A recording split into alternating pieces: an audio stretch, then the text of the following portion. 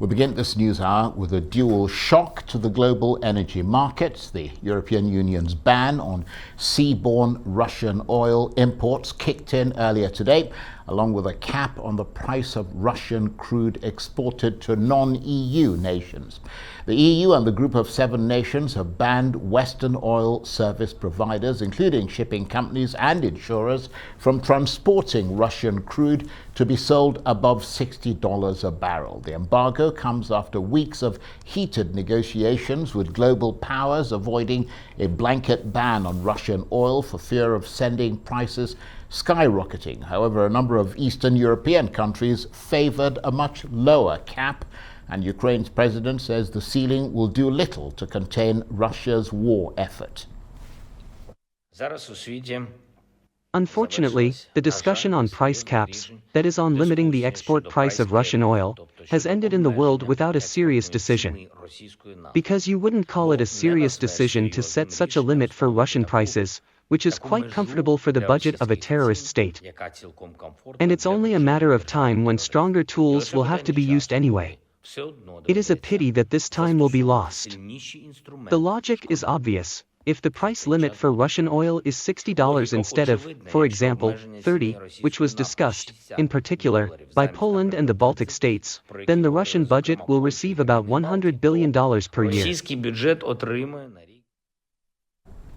Well, for more on this historical development, let's cross over to London, where Arise business correspondent Laurie Lard is keeping an eye on the oil market. Good to see you, Laurie. So a series of measures introduced which will have an impact on one of the world's largest oil producers, Russia. An embargo on oil coming into the EU has come into force along with a price cap. How significant are these measures? Charles, it's impossible to tell right now, and I know that you're looking for a much more erudite answer than that, but I think the way to look at this at the moment is to look at what the markets are making of this. Crude oil prices, I'm looking at Brent crude, which is the international benchmark, was up about 3% early in the day, and that would suggest that oil traders and end users believe that the price will go higher, the price of Brent will go higher because there will be less Russian supply hitting the market. But oil prices turned down about an hour ago. Brent now down about a percentage point, not a massive move, but what it does tell you is that any kind of fear that there will not be enough oil supply seems to have evaporated. So it doesn't feel as though, again, investors, end users, and traders, doesn't feel as though they think that there will be any shortage of oil based on this price cap. And Laurie, what are the facts and figures about Russian oil? I mean, how much oil are we talking about? And that's an excellent question, and that's what it boils down to, Charles. Russia supplies about 10% of global oil, although that had been coming down a little bit. It does seem to have stabilized now. Russian oil that used to be destined for the European Union is now being diverted to other places, namely Turkey, China, and India. They're continuing to buy Russian oil, and they're loving the fact that Russian oil is trading at a discount to Brent oil. So they're very, very happy to kind of load up on Russian oil, which is about $20 cheaper than Brent crude oil. Now, even at these cheaper prices, though, Russia is still earning about $117 million a week from selling oil. It's a lot less than it was earning before the 24th of February, but it is still a significant amount of income into Russian coffers. And I understand, Laurie, that some landlocked European countries such as Hungary and Slovakia are getting an opt-out because they have no other way of importing oil except through sort of a pipeline coming from Russia. And that's right, Charles. This ban is only on oil, seaborne oil. So anything that was coming into the European Union by pipeline, that will continue to flow. And that came in to satisfy. Hungary was a very big objector to this, and Hungary probably would have not agreed could they not continue to receive crude oil through a pipeline. And I think, but one of the things to look at going forward is prior to this, the ban, there are two things that have happened today. One is this ban EU ban on all Russian oil or all seaborne Russian oil. The other is this price cap at $60 a barrel for anybody else who may want to buy oil outside of the European Union and the group of 7 nations. Now, prior to the shock to the market that came into effect today, Russian oil, as I mentioned, it's trading at a discount to Brent oil. It was trading at under $60 a barrel. So this cap wouldn't have had any significance. Now, all of the uncertainty, and we're looking at an OPEC building now, and believe me, what OPEC decides to do in the face of this will also be a determinant in the price of oil. Russian oil did jump in price early today above that $60 a barrel cap.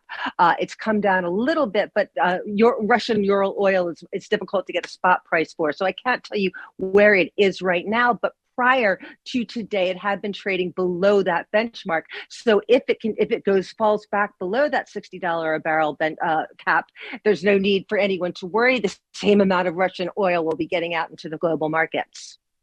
Yes, and I was going to ask you about OPEC Plus, but I think to some extent you have answered that question. I mean, they're saying they'll stick to their policy of reducing outputs to prop up global sort of prices. And I wanted to know how that fits into the mix. Well, I think we always have to keep an eye on OPEC, despite the fact that OPEC has lost some of its grip on the market. It still is an extremely important player in the global oil market.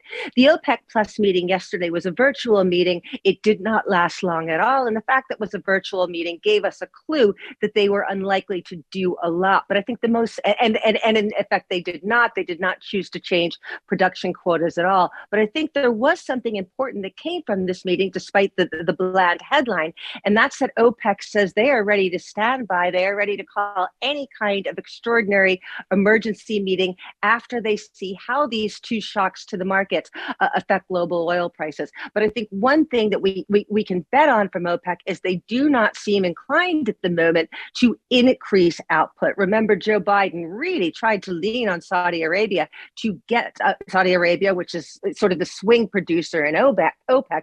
Joe Biden leaned on them to lift output. It does not feel like there's any sentiment there amongst OPEC to lift output. And in fact, oil now about $83 a barrel. That's well below where it was before the 24th of February. We know that OPEC really favors a price at about $100 a barrel from oil. So I would not be surprised if the next move from OPEC were to cut production further. But we'll have to see what they do. Don't be surprised if OPEC calls an extraordinary meeting at any point.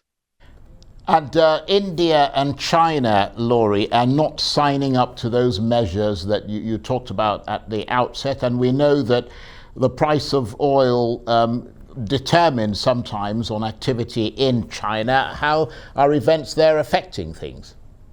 Well, and I'm so glad you brought that up, Charles, because we talked about how important OPEC remains to setting the price of oil.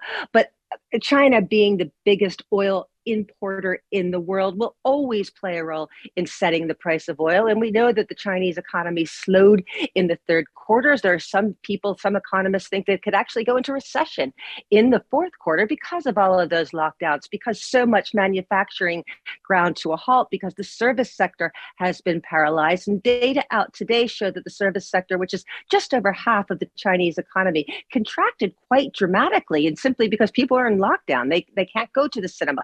They can't go out for meals. They can't go to shopping malls. So that part of the economy is contracting. Now, and what we're looking at now is people in Beijing beginning to take the subway again. We know that at least in practice, some of the COVID rules seem to be relaxing a little bit, and that may be the Chinese government realizing that the service economy is grinding to a halt.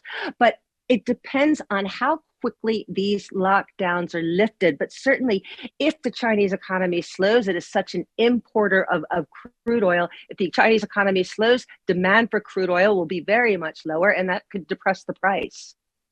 And Laurie, we've got about 30 seconds. Now that you've brought up China, let's just briefly look at other developments from there. Reports that Apple is considering a move away from China.